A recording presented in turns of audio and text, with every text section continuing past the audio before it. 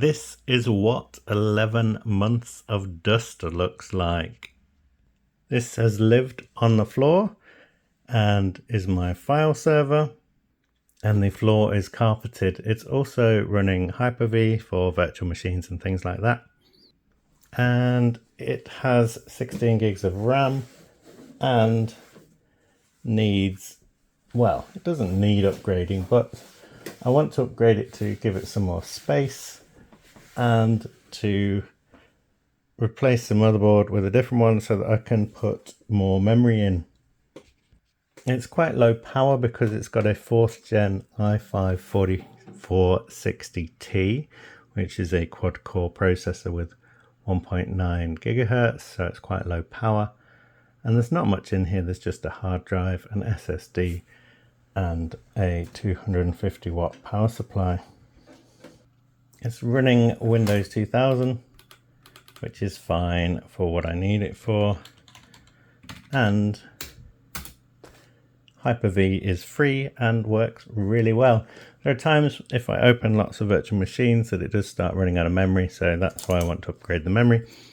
And with it being a mini ITX board, it only has 2 sockets for SATA. So that limits my ability to expand the storage.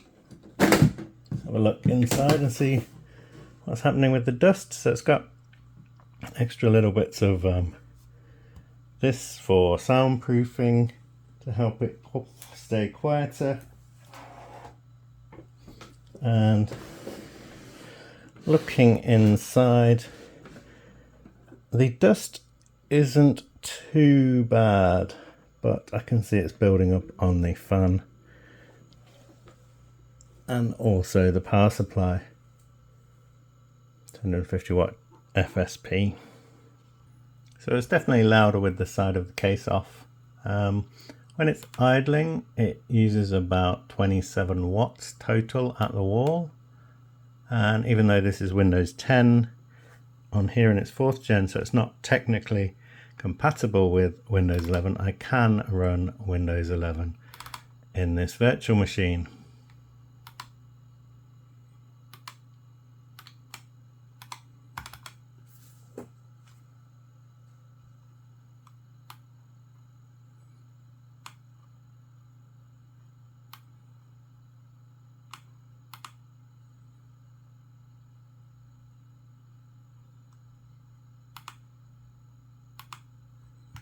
Here we have Windows 11 running in the virtual machine.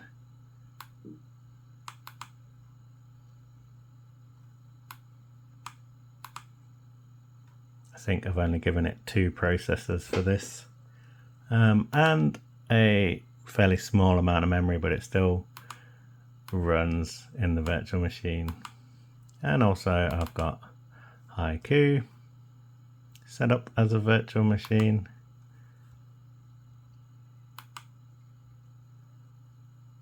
And with the non-Windows operating systems, the mouse does tend to get stuck sometimes.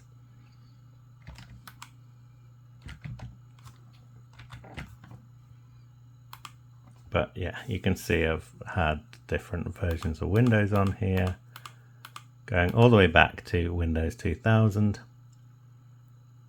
And also got Linux Mint and so on. So it's a nice little setup just for playing with virtual machines.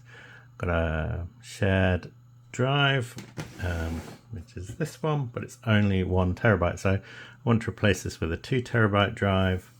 There's quite a lot of dust on there. There's space for another drive here, but there's no space for like a 3rd drive unless I just leave it on the bottom.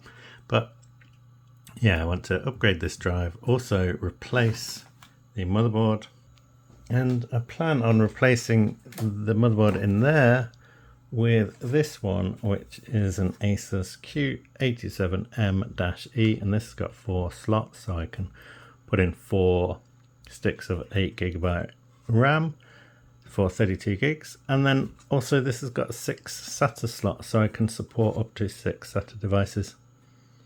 So this should fit quite nicely in there. That's shut down, and you can see how much dust is on here. It's quite a lot, so that'll all need cleaning as I take it out. I'll need to take the processor out of here, put it in here, and then put this into this system.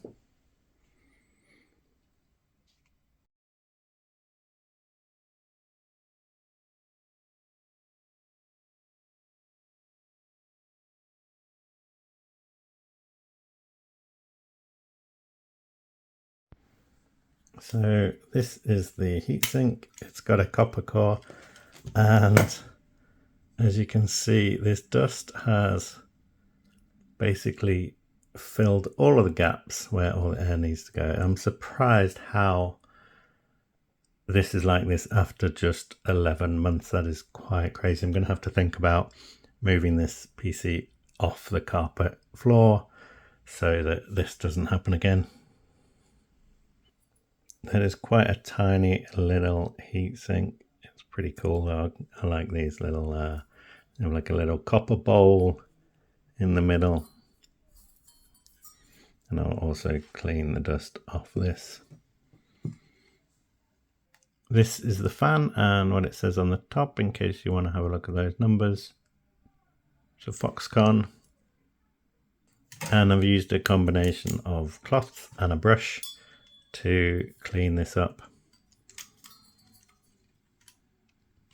This is the board that I'm taking out, and it's an H81i-Plus, and it does actually have 4 SATA sockets, so that's quite good, and also USB 3. Quite a nice little board this actually. HDMI out, DVI, VGA, USB 3, quite a lot of USB ports, keyboard, mouse, and so on.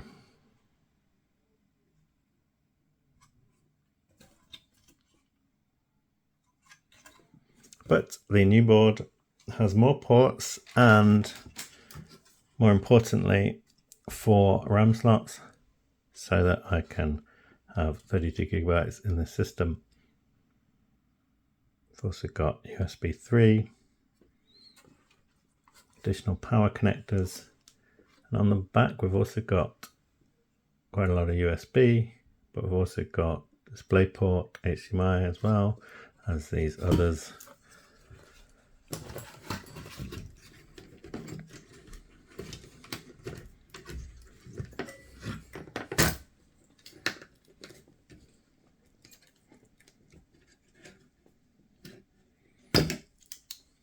And this is the other. So they're both small heat sinks, quite thin, but this has the copper core. This doesn't. It does have more fins though, but yeah, this should be good. I need to move the processor from one to the other.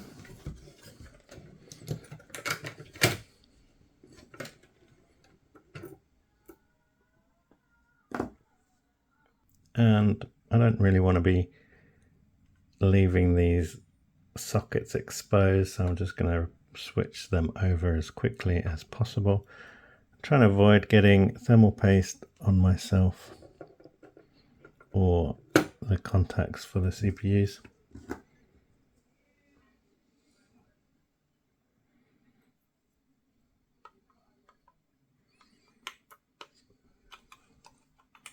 And of course I should be doing this on the desk, but I just want to get this out of the way, the processor in and out of the way, so I can focus on this one.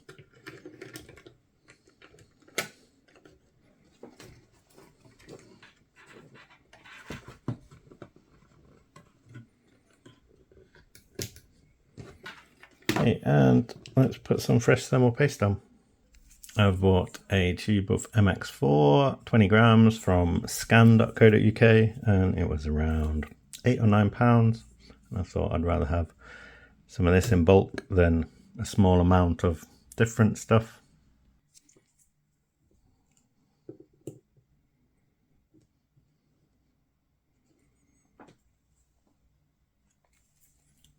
It should be enough. It's probably maybe a little bit too much, but it should be fine.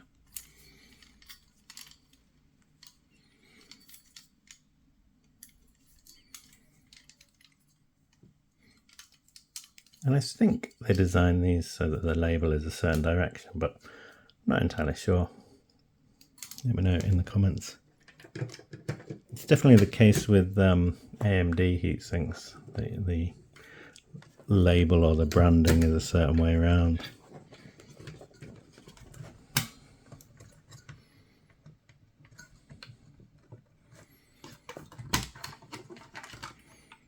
Yeah, that looks like it's going to spread out fine.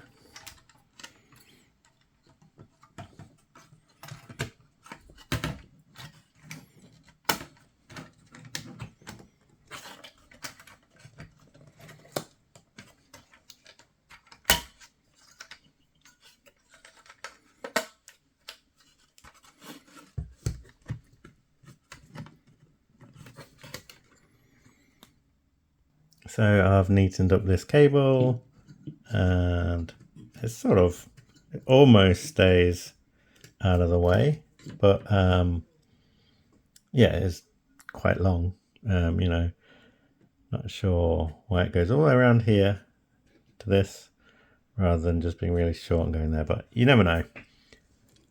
And now I need the back plate to put in the case, and I'll just speed this next bit up so that we get to the point where we can switch it on.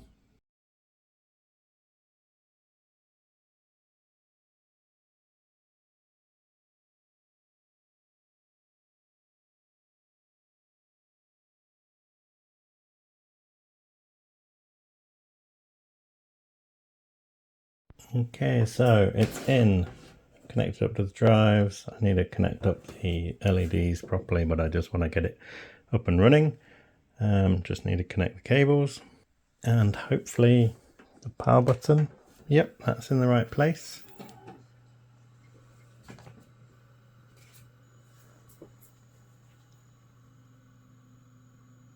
And we've got the screen. Let me check the BIOS. So we've got the i5-4460T. We've got 32 gigs of RAM, which is nice. We've got SATA 1 is the SSD drive. SATA 2 is this hard drive. New CPU installed. Press F1 to enter setup. So we've got CPU temperature 25 degrees C. Voltage is nice and low. We've got Crucial and Kingston RAM 1600, and that's our processor, and that all looks good. So let's just have a quick look at an advanced mode. AI tweaker, advanced, monitor. Voltages look sort of fine. And let's just check, this should all be fine. There's a tool over here where we've got flash, overclocking and SPD SPID info, and it's currently using 32 watts at the wall. So let's save changes, reset. Haven't made any changes, that's fine. It should boot into Windows after switching itself off, and then it should switch itself back on again.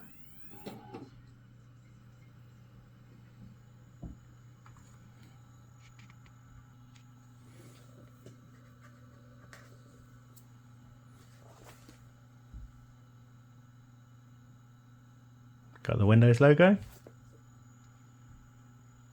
It's getting ready. It's detected that it's basically a different system, or there have been changes, so it was getting the devices ready. And we're at the Windows logon.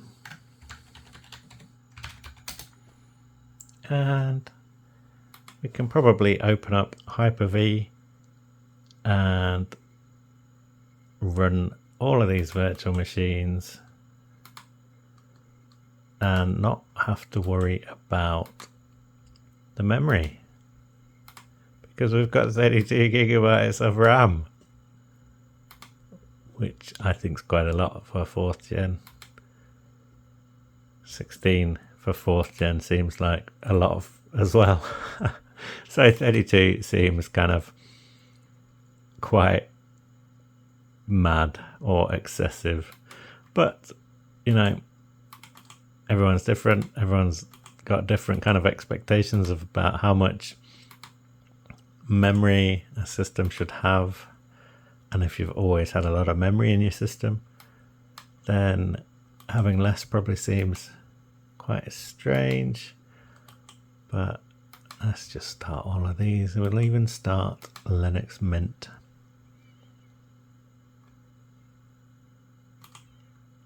Let's have a look at this one. So we'll also should have a look. We've used 16 gigs of RAM, and some of these are dynamic, have dynamic memory, so it will go up as needed, as the system needs. So we would have normally got to a point where it would say, sorry, can't start any more devices because you've run out of memory. What's this? 1, 2, 3, 4, 5, 6, 7, 8, 9, 10 virtual machines, 18 gigs of RAM in use, maxing out the SSD. All of these virtual machines are on the SSD rather than the hard drive for speed. And yeah, the limitation now is going to be the processor, but I do want this to be a low power system, and that's why I've gone for this i5-4460. And I wonder if these temperatures are better now that we've cleaned the heatsink. I didn't really pay much attention, but I think it should be on the video earlier on. Did we connect to any of these? Where's our Linux Mint? That one has failed to boot. Maybe that was a live one, and we've got Windows 11. I've put the Linux Mint ISO for this one, so it should be able to boot into Linux Mint. And then we've got Windows 11, and all of these others are running, so we can just jump straight into Windows 7 if we want. It's still doing a merge. What about Windows Vista?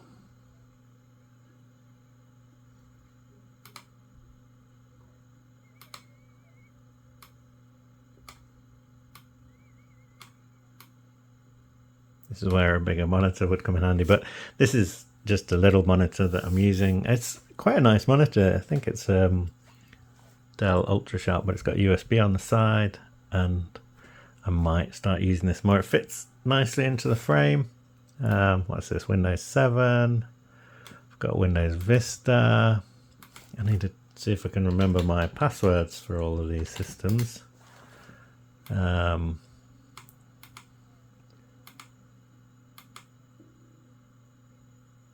I've ended up connecting to Windows Vista twice, but there we go. Vista 7, Mint, booting 11. Quite good fun just playing around, and I quite like how with Hyper-V you can just click in and out really easily into the Windows sessions, and it doesn't really, you know, make it difficult to go in and out of the different windows. That's really nice. But yeah, the next thing I need to do is add a hard drive to this, and then that can fit in there, and then I'll be transferring the data from this onto this one, so that's 2 terabytes, and then adding a second 2 terabyte drive because I need to have somewhere to store some of these video files.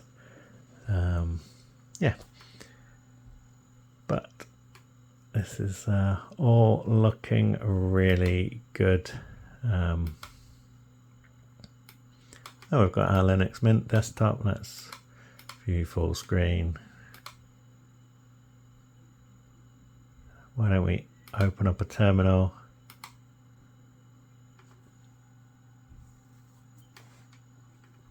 See what we've got. And we've got NeoFetch. Nope, it doesn't have H-top. There's top. That's running reasonably well. And we've even got Vista. So remember notes, 23rd of October 2024 is when I set this up. Back again in, what are we on, September 2025.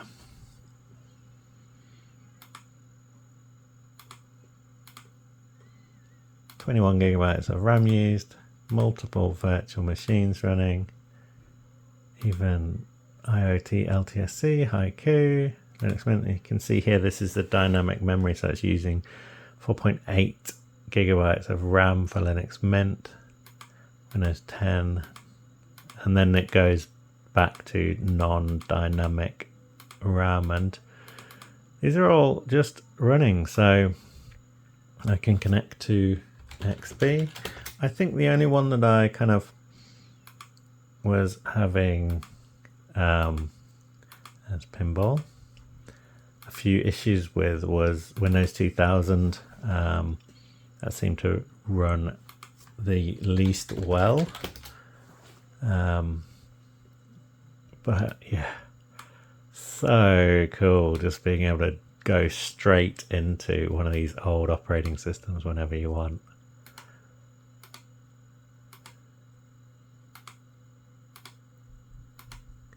Very crisp Windows 2000. It's not got any kind of smooth edges on fonts and text and things.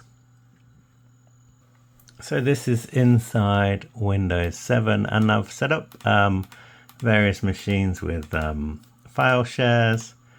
You can do little networking stuff with them all and connect through to the different machines as long as you kind of set it up properly.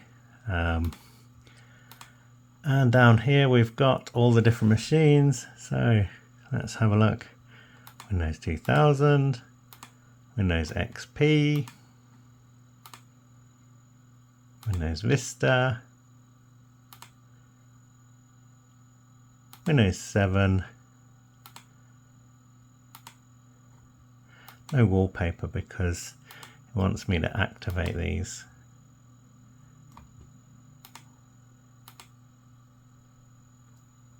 Windows 8.1, I think it's 8.1, it might just be, oh yeah, it says down here 8.1.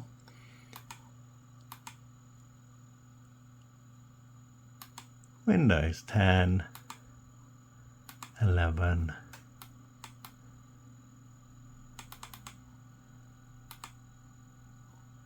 and we also have Linux Mint running away, and Haiku.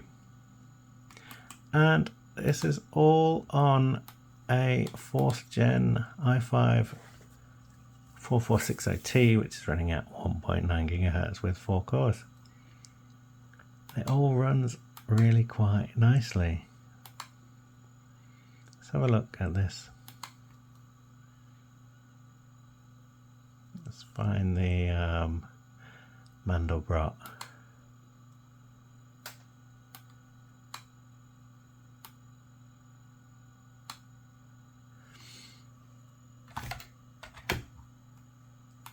So there we go. This is a nice little system, nicely running, even though it's, you know, low power, but with enough memory and an SSD, you can run pretty much whatever you want, really. On Hyper-V, runs really well. And hopefully when I put the side of this back on, it'll still be nice and quiet. So it looks like I'm going to have to rethink this power supply because it doesn't have very many SATA connections, but I will probably leave that for another day. I can just use the connection from the optical drive for this hard drive while I get things set up. But yeah, just a few things to finish off now. So I'm just going to put the side back on, and I think we're done for now.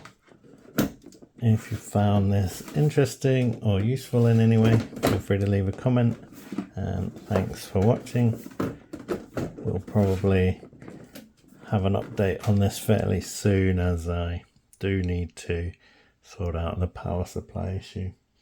And maybe this case is a little bit small. And I've switched it on, and it's definitely quieter with this side on. And it's also going to be quieter when it is under my desk. But like I said, I do need to find something to lift it off the floor so it collects less dust. So, thanks for watching. Thanks for subscribing. Thanks to all channel members. See you in another video. Bye. I realised I didn't show the front. This is the front of the case. It's quite a neat little unit, and it uses about 52 watts under load.